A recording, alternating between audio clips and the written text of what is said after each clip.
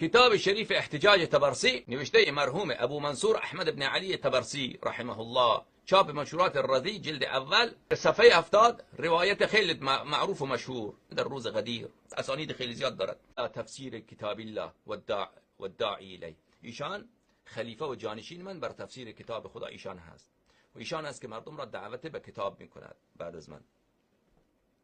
والعامل بما یرضاه، ایشان عمل میکند به کتاب آنطوری که کتاب راضی هست، خدا راضی هست. درسته؟ والمحارب لاعدائه، ایشان هستند که جنگ خواهند کرد با دشمنان کتاب. والموالی علی طاعته، ایشان بله دوست دارند هر کسی که قرآن را طاعت بکنه ایشان او را دوست دارد.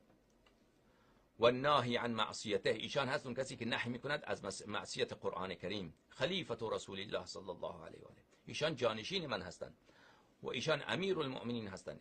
ایشان امام هادی